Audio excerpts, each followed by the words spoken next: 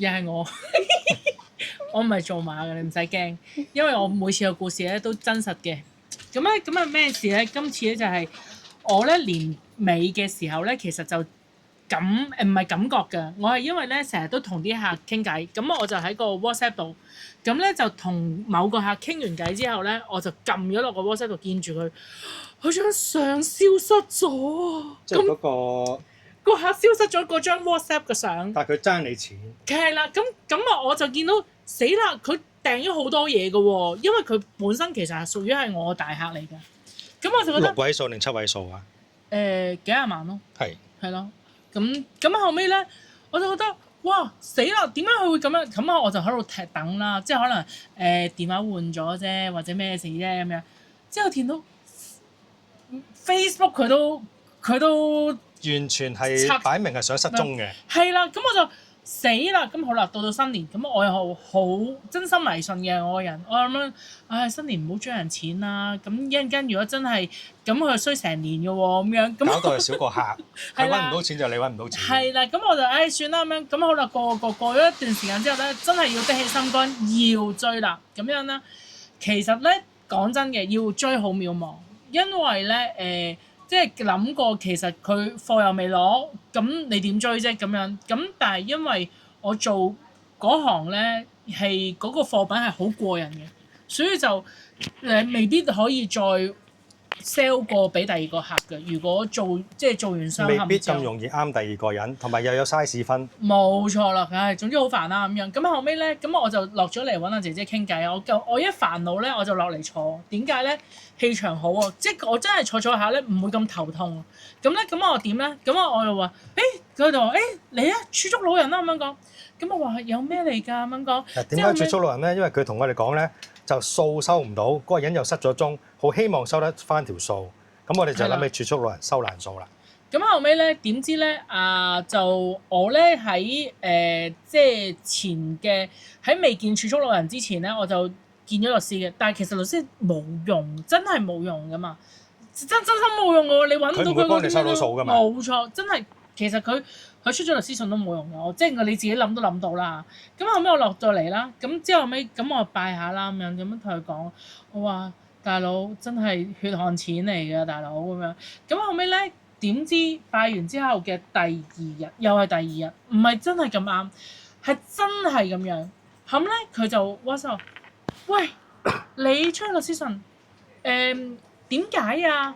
咁後尾我話，即係佢已經又失咗蹤，又有長時間冇揾過你，啲貨又冇提過冇成，佢仲好意思問你點解出律師信？係啊，咁之後尾出咗律師信之後咧，咁佢就。後尾唔係佢收律師信，咁後尾佢就即刻第二日咧又即刻就揾我啦，仲要係快速咁樣。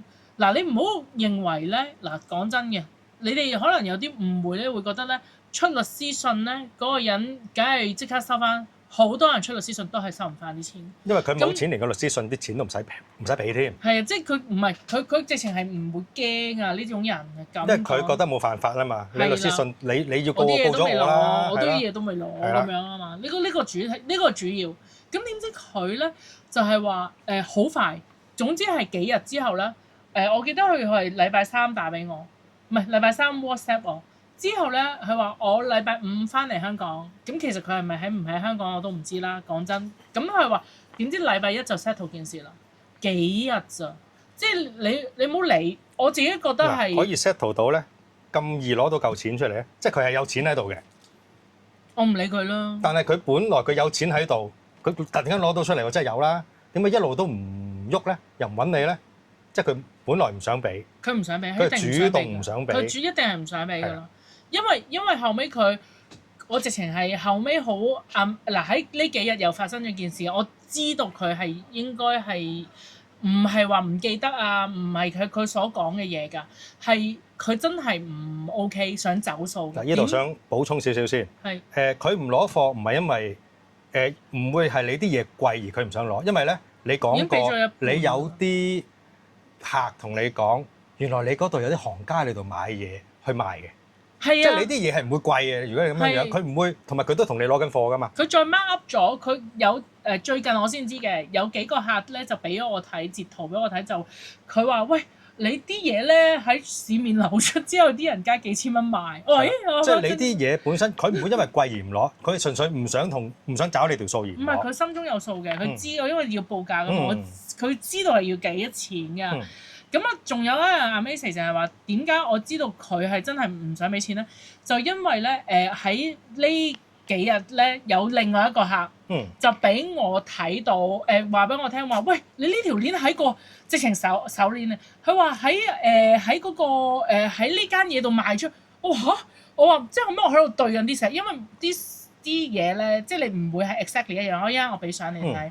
因為手工嘢你哋 custom 噶嘛，係啊，冇錯啦。之後我話係喎，直情係我噶喎。之後後尾我就出咗個 post，我知自己都出咗個 post。我話原來真係佢係諗住唔俾咯，即係佢都係做緊嘢。佢而家就賣我啲嘢出去咯，咁咯，係啊。因為防水殼都係嘅，我都知道有啲嘢自己整完認得到嘅。喂，順帶咧，其實咧我都再講埋啦，費事有下集啦。即係唔係？即係可能有其他故仔。夠時間㗎，呢度夠時間講嘅。咁咧，我可以講埋咧。我咧最近另外一個 amazing 咧就係咧，我都年紀好大㗎啦，唔好睇我皮乾肉滑。咁咧，但係咧，我以為你同我差唔多嘅。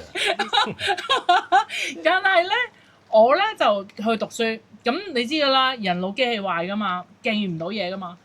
但係咧好順利喎，我又係落嚟做，又係同阿姐姐講，我話 Cindy 啊。我話我話有咩可以擺啊？我又要讀書啊！我發完成功佛之後咧，咁咧阿 Cindy 咧就叫我你請張符簿啦咁樣講，咁我就請咗張符簿咧，點知咧就擺喺銀包，咁咧我考第2啊！哇！我100年幾㗎啦！個符簿幾多錢？符簿有冇俾錢？有冇俾錢？有嘅。幾錢？180蚊咯。180蚊嘅符簿啫，我哋唔會特登叫你買貴嘢嘅。係啊。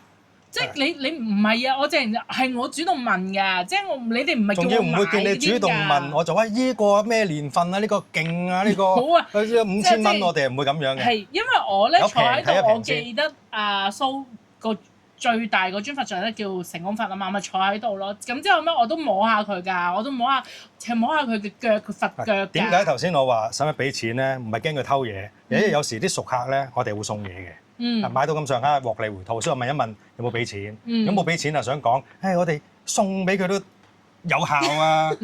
又俾咗錢嘅，原來180蚊都有效啊！即係咁樣嘅。OK，就係咁樣咯。咁啊，即係順帶一提咯，即係覺得都係好 OK。咁你哋可以即係俾小朋友咪得咯，擺喺小朋友嗰啲書包度。讀書成功佛啊、象神啊、揞面佛啊都 OK。我覺得我唔係。嗱，我唔知其他，我淨係講我自己而家我做，係啊，我覺得成功法 OK。成功法都 OK 啦，你去泰國做生意啊，或者你見到有啲廟啊，見到我哋鋪頭都係啦。唔係，咁對唔住，你點講咧？我係好貧乏嘅呢個知識，我係冇嘅。其實我買嘢咧，我好專一，我淨係過嚟，我話有咩問題，你幫我解決。可以帶咩？執藥係啊，我就冇話周圍研究，真心嘅，唔好意思。咁我淨係信，即係得定唔得嘅啫。嗰間嘢就係咁簡單，就係咁。唔得嘅100蚊買咗都好貴，得嘅係啊，1000蚊其實都好抵。即係好似淘寶咁樣，我成日都覺得抌㗎。係淘寶都有分唔同。我唔係講佛牌啊，買嗰啲咁嘅，買都係計分 quality㗎。你寧願俾多少少，係啊，咁樣咯。平嘅通常揦嘢嘅，貴嘅揦嘢機會低啲。低啲係低啲嘅咁樣。好啦，咁你哋祝順利啊！多謝今日嘅分享。正啊！好，各位拜拜。拜拜。